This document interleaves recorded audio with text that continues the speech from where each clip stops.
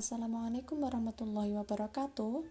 Nama saya Aulia Jufarahana dari kelas Filsafat Umum B, dan ini adalah hasil rangkuman saya. Yang pertama, pengantar filsafat, 2 kekuatan dunia, pengertian filsafat, dan lain sebagainya. Macam-macam pengetahuan manusia, faedah, cara mempelajari, objek penelitian filsafat, sistematika filsafat, epistemologi, dan aliran-aliran filsafat. Ontologi,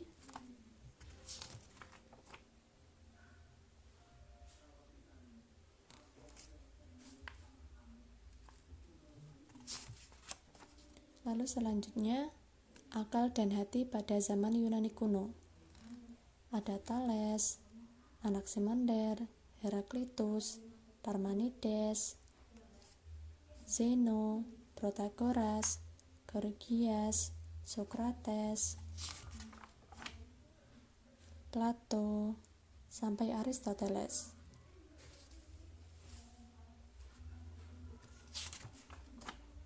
Selanjutnya, akal dan hati pada abad pertengahan. Ada Plotinus, mulai dari kehidupan Plotinus,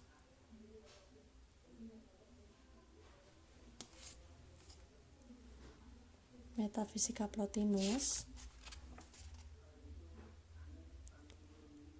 dan pandangan Plotinus terhadap tentang ilmu, tentang jiwa, etika dan estetika Plotinus, bersatu dengan Tuhan, hingga kedudukan Plotinus.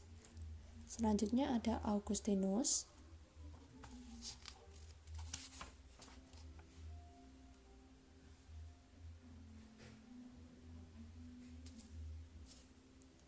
ada Anselmus, hingga Thomas Aquinas.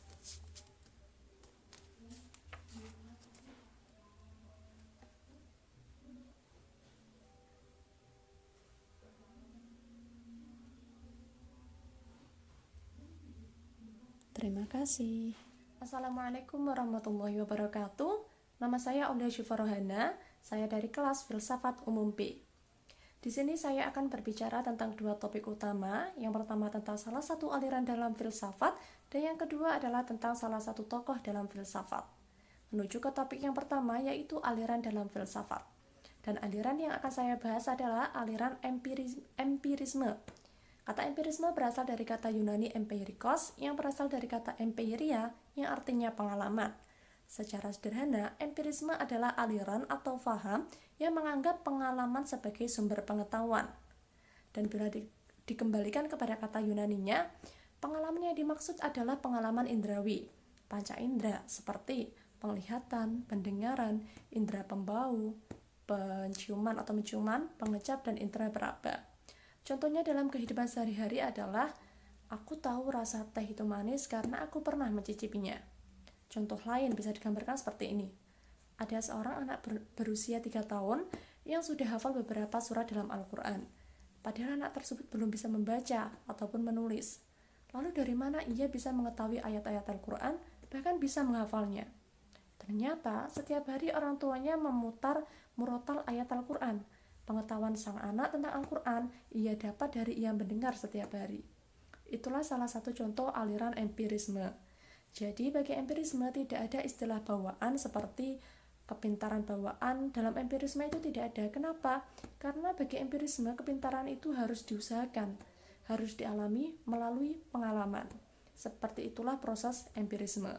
Jadi segala sesuatu harus dialami baik melalui pengamatan ataupun observasi. Jadi, segala sesuatu yang tidak bisa diuji melalui indera itu bukan empirisme. Namun, aliran ini memiliki beberapa kelemahan. Kelemahan yang pertama, terbatasnya indera. Benda yang jauh kelihatan kecil. Apakah benda itu kecil? Tidak. Keterbatasan kemampuan indera ini dapat melaporkan objek tidak sebagaimana adanya. Dari sini akan terbentuk pemahaman yang salah. Kelemahan kedua adalah indera menipu. Misalnya, akhir-akhir ini ramai tentang hilangnya indera perasa dan penciuman karena virus COVID. penderita virus COVID akan menyangkal makanan yang enak. Mereka akan mengatakan bahwa rasanya hambar, rasanya pahit, atau sebagainya, padahal sebenarnya tidak. Kelemahan yang ketiga adalah objek yang menipu. Misalnya, ketika kita menaruh pensil di air. Pensil yang ada di dalam air, ketika dilihat dari permukaan, akan terlihat bengkok, padahal kenyataannya pensil itu tetap lurus. Kelemahan yang keempat berasal dari indera dan objek sekaligus. Misalnya, ada sebuah kotak yang dari depan terlihat seperti segi empat.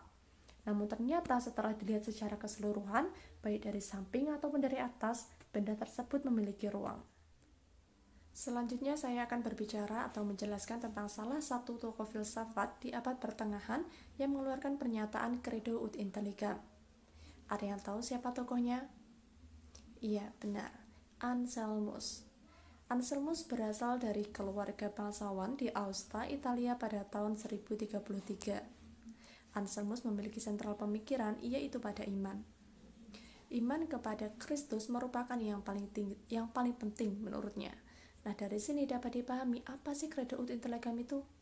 Jadi Credo ut Intelligam adalah pernyataan yang menggambarkan bahwa iman berada di atas akal.